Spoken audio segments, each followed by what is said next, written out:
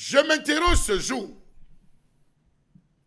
sur la question de la mauvaise gestion de la communication d'Election Cameroun, sur le processus d'inscription sur la liste électorale dans ce pays. Comment comprendre la communication qui entoure les inscriptions sur la liste électorale dans ce pays?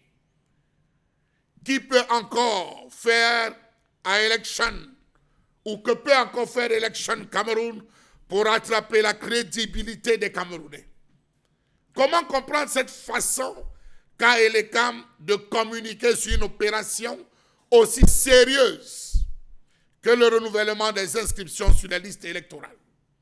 Visiblement, comme le pensent certains, Elecam ne souhaite pas avoir 10 millions d'électeurs sur la liste électorale. Comment comprendre que depuis le lancement de sa campagne, même la page d'Elecam ne renseigne pas à suffisance sur ces opérations? Vous êtes habitués, c'est bien. Puis, quand vous parcourez la page de Facebook d'Elecam, vous vous rendez compte que la page n'a même pas 1000 abonnés depuis sa création. Or, ça devrait être le contraire. Avec les moyens qui sont mis à la disposition d'Election Cameroun, on devrait compter des millions d'abonnés sur la page Facebook, au moins, d'Election Cameroun. Comment comprendre que sur la page, il n'est jamais mentionné un seul message qui indique les lieux d'inscription sur la liste électorale? Pourtant, c'est très simple à faire. Le community manager qui gère cette page peut aisément le faire pour toutes les villes. Comment comprendre que rien ne soit fait pour les 10 régions du Cameroun? Election Cameroun, vous devez subir une refondation totale. Pourquoi est-ce que le Cameroun, histoire de faciliter le travail d'inscription sur la liste électorale, ne publie pas sur sa page Facebook les listes des sites d'inscription journaliers avec des indications claires et précises pouvant aider à la localisation des bureaux dans les différents quartiers? C'est facile à faire, mais les CAM souhaitent ne pas le faire.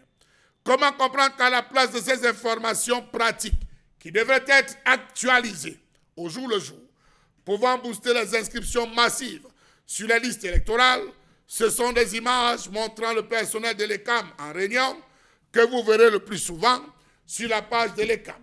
Vous verrez, tapez tout de suite, vous verrez sur cette page des personnes en train de s'inscrire. Où se trouvent-ils?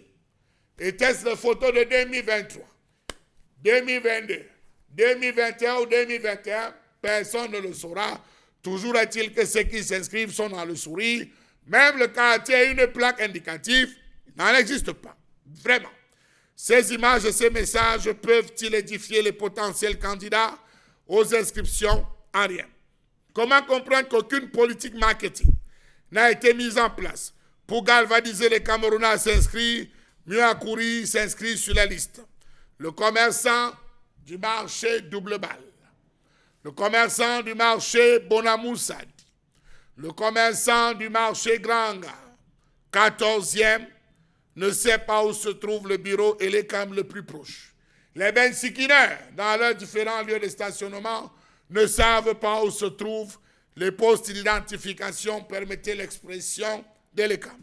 Pourtant, Abdoulaye Babale n'avait eu de cesse, en son temps, à vanter les acquis de l'ECAM. Il avait dit la rationalisation effective du travail en intégrant toutes les facilités qu'offre la nouvelle technologie de l'information et de la communication.